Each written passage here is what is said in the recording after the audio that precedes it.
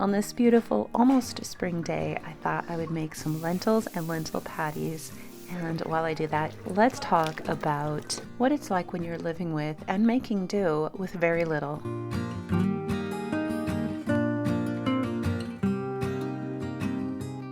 So on this beautiful morning, I'm starting a pot of Indian lentils. And while this is a simple recipe, it's actually one I wish I had known years ago, back when my husband and I were living through long seasons of poverty with our children. Those years shaped us in ways that I will never forget. So while I make this recipe, I want to share some of the hardest lessons we learned during those years, lessons about faith, resilience, homemaking, and survival that still serve our family today.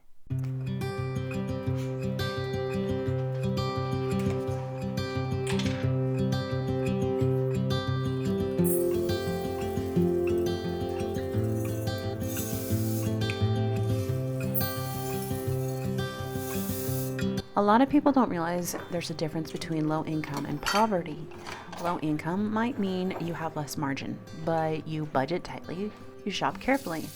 Poverty, it means you don't have options. You can't just move somewhere better. You can't just upgrade. You're stuck. And stuck is not a fun place to be. For around the first 10 years of marriage, my husband and I were bobbing back and forth in and out of poverty. There was one year in particular that was the hardest year of our lives. We were living in agricultural country in a drafty old house, so drafty that snow would drift inside during the winter. The house sat in the middle of fields that were sprayed with toxic sprays multiple times a year. The chemicals would come right into our home. That year, I was halfway through the pregnancy with our third child when the spraying made me very sick. It made our other children sick, and through it, we lost our baby.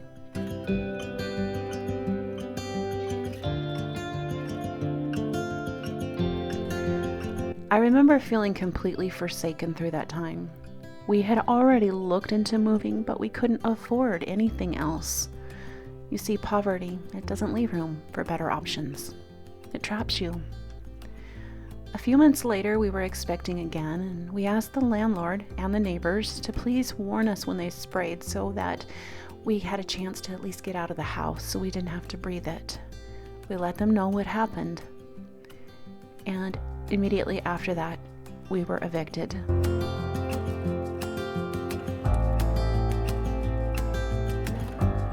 Facing homelessness, we made the decision to move back to my home state. But that was in 2009 when the recession was still going on. We weren't sure how we were going to make it.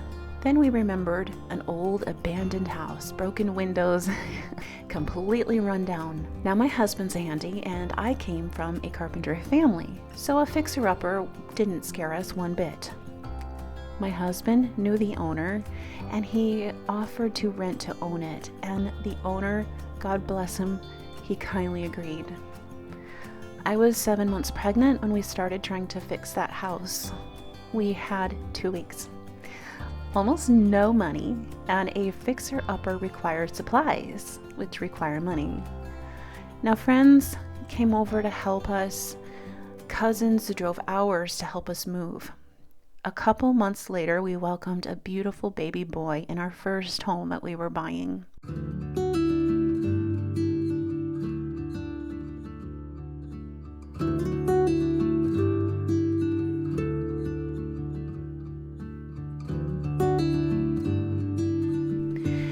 We were so grateful, but things were still hard. We were very, very poor, and that was the year we fell well under the poverty bracket. But that wasn't all. You see, surrounding this time, we were also dealing with pain from church trauma and abuse. See, at that time, we had been excommunicated from the extreme religion we had grown up in. Most of our community was part of the church that we had been excommunicated from. So almost overnight, we lost friends, even family members. We didn't know who our friends were anymore. We felt so isolated, grieving, and unsure of so many things.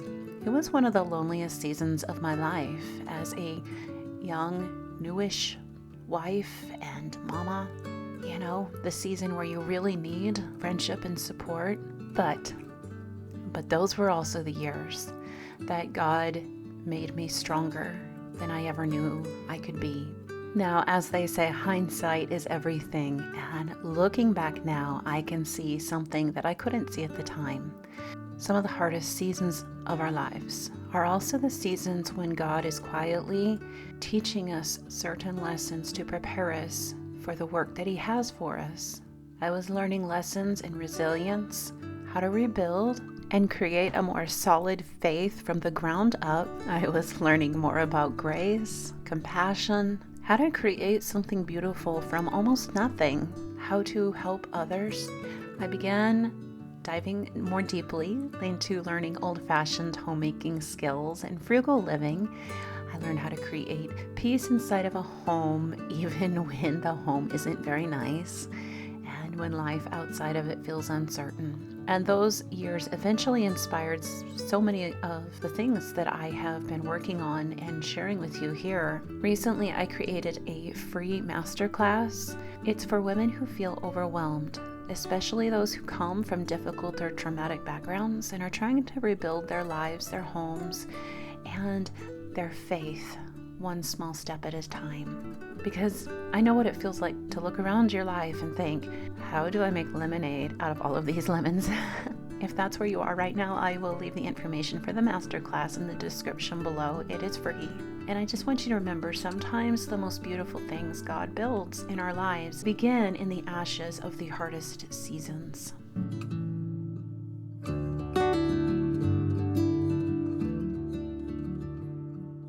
Okay, now let's talk about what's happening in these scenes. So I have some fresh spices here. I am making Indian lentils, so kind of like dal.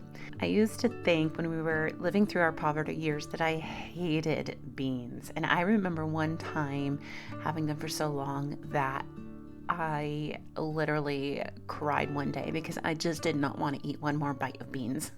Those were definitely hard times, but you know what? I didn't really know how to cook beans back then. Since then, I have definitely learned a few more tips and tricks, and one of them is to make Indian beans. Indian beans and lentils cooked with Indian spices are by far my favorite way to have them now. But the trick is you want to get whole spices. If you're cooking other types of beans like chili, it's okay to use pre-ground. But when you are making Indian flavors and combining Indian spices, you want fresh. Because if you do the pre-ground, it tastes kind of like sawdust. Here is one of the ones that I get. It's from Azure Standard. Look how pretty it is in the jar. It comes in these layers and you grind it yourself. These are all fresh herbs and spices, and this smells like it could be a perfume. It smells so wonderful. So I've ground these up and they're ready. When you go to grind them, you can just grind them up and put them right back in the jar. Lentils and beans are inexpensive, filling, and incredibly nourishing. They're high in protein, iron, fiber, folate, and magnesium. They stabilize blood sugar, support gut health, and they can keep you full for hours. When you're living on very little, beans and lentils can be your best friend. Now, I know if you've been living in poverty for a while, you might be really sick of beans, tired of things like lentils, tired of stretching every meal. I want to tell you a secret. One of the simplest ways to make them feel new again is to change the flavor profile. Indian spices, curry, cumin, coriander, turmeric, garam masala, as long as it's freshly ground, completely transform a humble pot of lentils. I get so many of my spices from Azure Standard, and I get them on the down low, as I like to say, the cheap. They're very inexpensive, and they last a long time.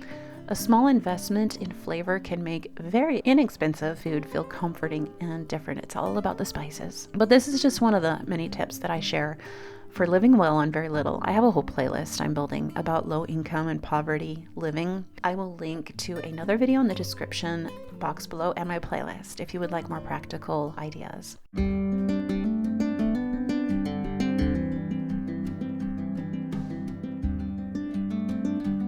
But I also want to speak more now to the emotional side of living in poverty. So during that hard season, it was one thing after another. We kept finding black mold in our home that we had to get rid of, and just so many issues. And so we would have the money to gut areas, but we didn't have the money to go back and put the walls back completely. And so everything was just torn apart and disheveled all of the time, and it really would bug me.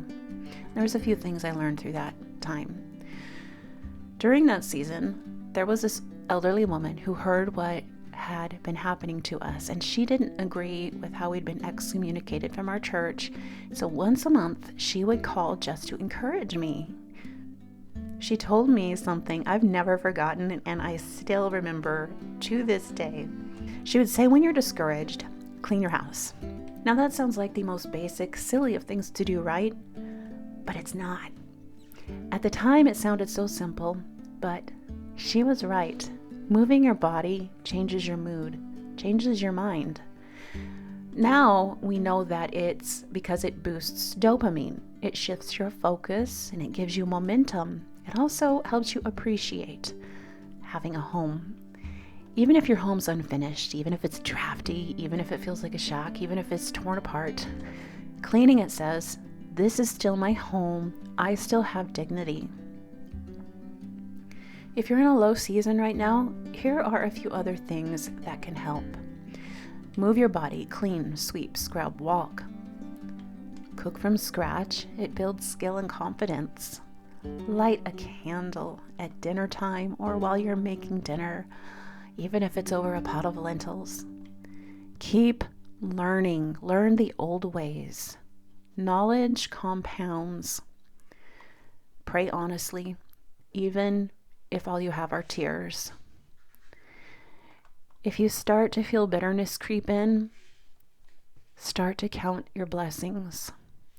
One thing that I did that helped so much was when I was feeling down in the dumps and the worst about our living situation, I would go to each and every room and I would thank God for it.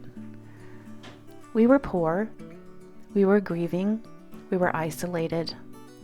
But through it all, we learned that we were not abandoned. So if you're living in poverty right now, I see you. If you're low income and afraid of slipping under, we actually are low income too, believe it or not. And I see you too. There is wisdom to be gained in these seasons. In Psalms 140:12, we read, I know that the Lord secures justice for the poor and upholds the cause of the needy. And in Psalms 113:7, it says, he raises the poor from the dust and lifts the needy from the ash heap. So I want you to walk away from this video today with hopefully another recipe to try and hope. All right, before you go, I want to show you one more thing you can do with the lentils. But first, I want to give you a frugal tip. Did you know you can take your ends of your scallions or your green onions, plant them and grow more so you don't have to buy more all the time? I know it's not saving that much money. I mean, scallions are literally like $1, but still, it's a fun project to do. It's a fun project to try with the kids.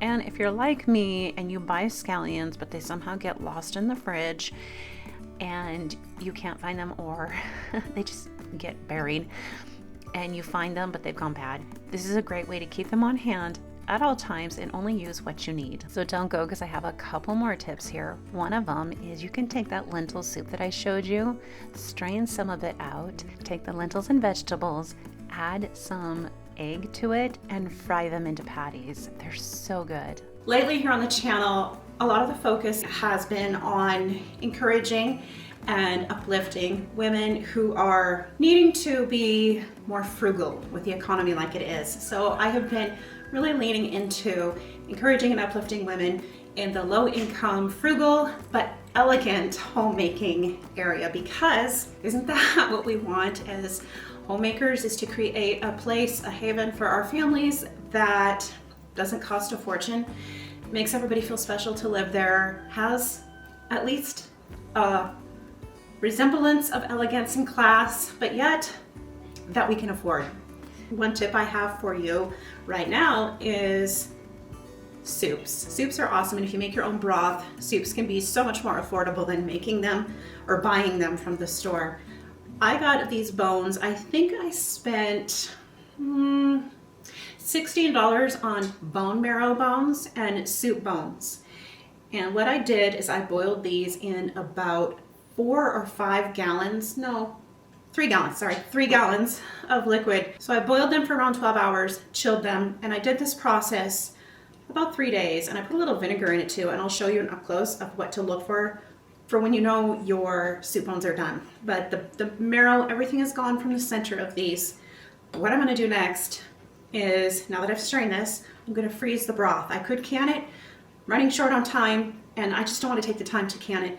So I'm gonna go ahead and freeze it. Now, I do have some more expensive containers that I could freeze these in, but I've learned, low income tip, never use your good containers to freeze broth or anything in really, because the freezing, it has a way of breaking down the plastic somehow, and they crack easy. So when your good containers, your good plastic containers get frozen, they become brittle and they crack and they break. And if they're the good ones and you have to replace them, that's not low income, it's expensive.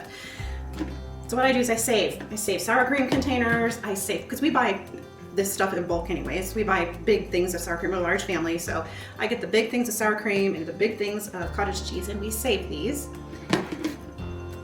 I get the half-size ones too, and these are perfect, absolutely perfect. I didn't pay for them. I will freeze all my broth in these, and it happens to be in just about the right quantity for a big batch of soup for our family. But it doesn't stop there. With the bones, I'm going to burn them in our wood cook stove. So these are going to burn down and create something similar to bone ash, which is going to be pristine to fertilize my tomato plants and my pepper plants with this growing season.